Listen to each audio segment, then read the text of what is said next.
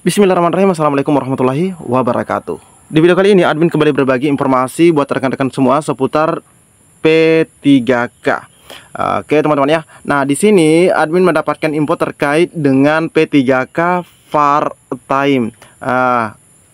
P3K part-time yang gajinya sangat miris teman-teman ya. Bahkan nanti kita akan lihat langsung penjelasan daripada Mempan teman-teman ya, daripada Mempan RB terkait dengan P3K. P3K ini ya, lebih tepatnya terkait gajinya.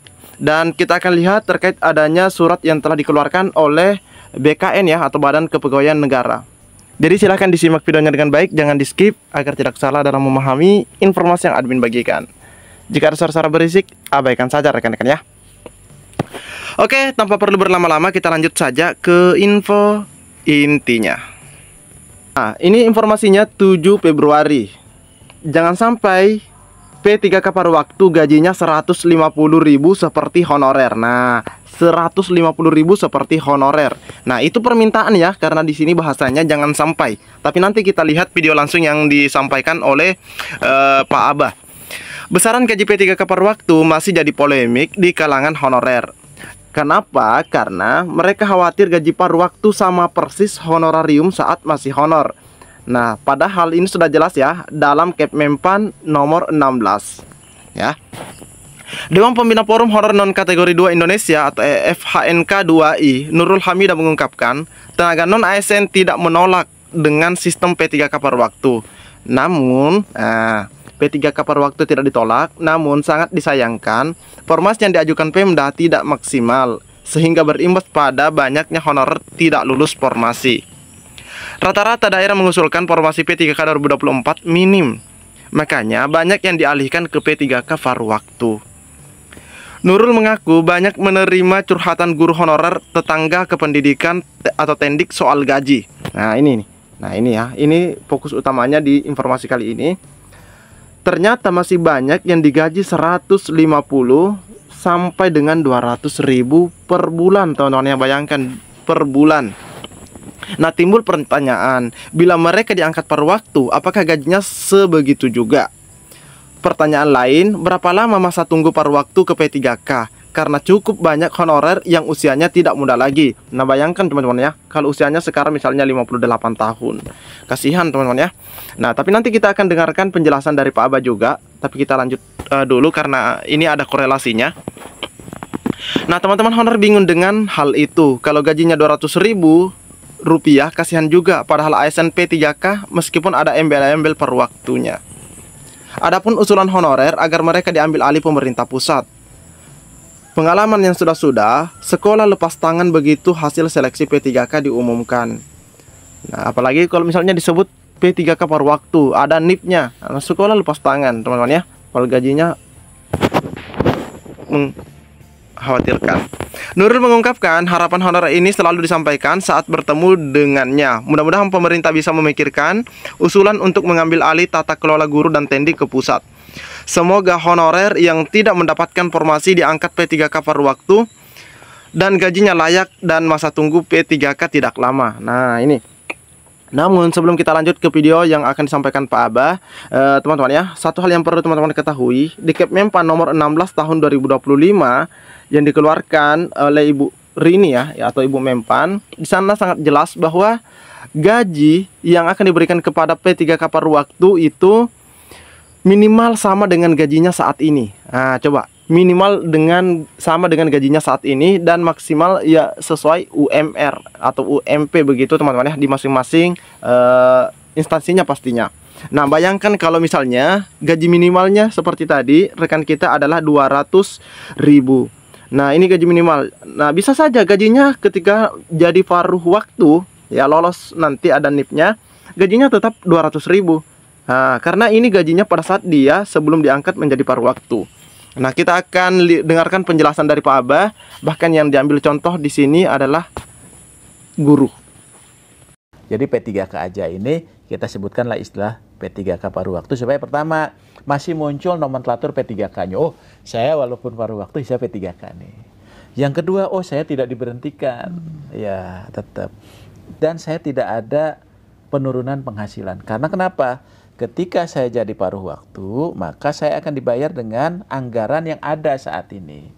Saya misalnya jadi guru, kemudian saya dibayar 1 juta, 1 juta itulah dia dibayar.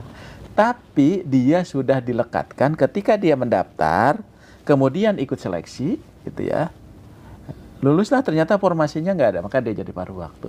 Nah, jam kerjanya gimana kan gitu. Jam kerjanya itu nanti kita akan serahkan kepada pengaturan instansi masing-masing. Karena yang tahu bahwa mereka itu harus bekerja penuh atau tidak, itu tergantung dari apa? Kontrak kerjanya. Karena kan P3K itu basisnya kontrak. Ya, di kontrak itu disebutkan aja dia akan bekerja kapan gitu ya. Jadi artinya nanti instansi akan kita berikan ruang untuk mengatur jam kerja bagi mereka yang paruh waktu. Nah, jika tadi kita mendengarkan penjelasan dari Pak Abah teman-teman ya, terkait dengan gaji dan jamnya P3K paruh waktu, kalau jamnya itu disesuaikan dengan tergantung permintaan daripada instansi ya. Oke. Nah, selanjutnya di sini adanya siaran pers yang telah dikeluarkan pada 4 Februari yang mana Kepala BKN respon cepat efisiensi anggaran dengan 10 rencana kebijakan. Ada 10 rencana kebijakan. Apakah ada di sini terkait per waktu juga? Tapi coba kita cek ya. Oke. Kepala BKN respon cepat efisiensi anggaran dengan 10 rencana kebijakan. Kepala BKN Prof Sudan menekankan 10 rencana kebijakan yang dijalankan oleh BKN dalam menyikapi instruksi Presiden nomor 1 tahun 2025 tentang efisiensi belanja dan pelaksanaan APBN dan APBD tahun anggaran 2025. Arahan tersebut disampaikan pada giat apel pagi yang rutin. Ini ya, disampaikan rutin oleh seluruh pegawai BKN Pusat, Kanrek dan UPT BKN. Sudan Arif menyampaikan bahwa 10 rencana kebijakan yang akan dijalankan oleh seluruh pegawai BKN ini merupakan bentuk respon cepat BKN dalam menyikapi instruksi Presiden atau Impres. Untuk menyikapi efisiensi anggaran sesuai instruksi Presiden ini diperlukan skema kerja yang lebih adaptif agar tugas dan pekerjaan dapat dilakukan dengan efektif dan efisien. Imbau Kepala BKN dalam arahan apel pagi secara daring Senin pada tanggal 3 Februari. Ia juga menekankan bahwa instruksi Presiden soal efisiensi anggaran 2025 ini merupakan pintu pembuka yang bisa dijadikan kesempatan emas bagi pemerintah untuk dapat lebih responsif, efisien, dan transparan dalam melayani masyarakat serta menciptakan pembangunan yang berkelanjutan. Nah, di sini lebih lanjut ada 10 rencana kebijakannya. Peniadaan jam fleksibel, jadi tidak ada jam fleksibel. Pemberlakuan skema kerja efisien seperti WFA selama 2 hari dan bekerja di kantor selama 3 hari.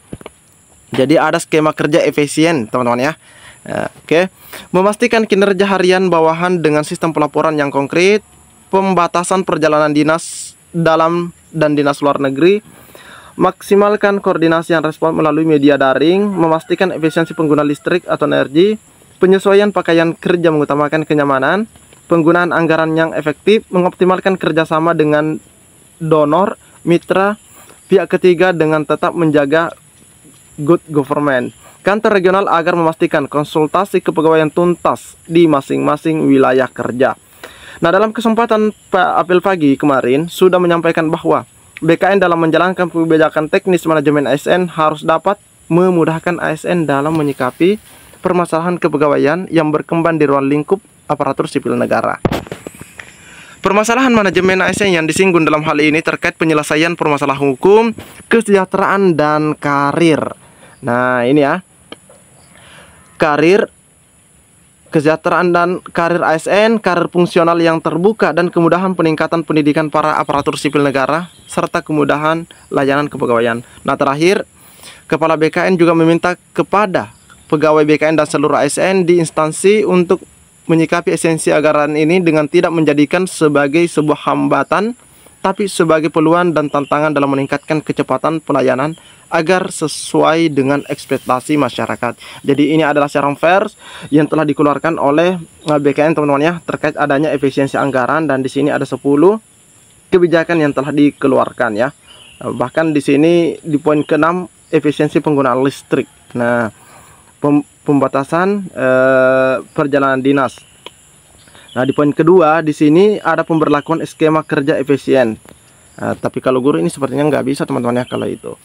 Nah, seperti itu teman-teman ya. Jadi ini adalah surat atau siaran pers yang dikeluarkan oleh BKN, dan pastinya ini akan berdampak semua kepada pegawai aparatur sipil negara.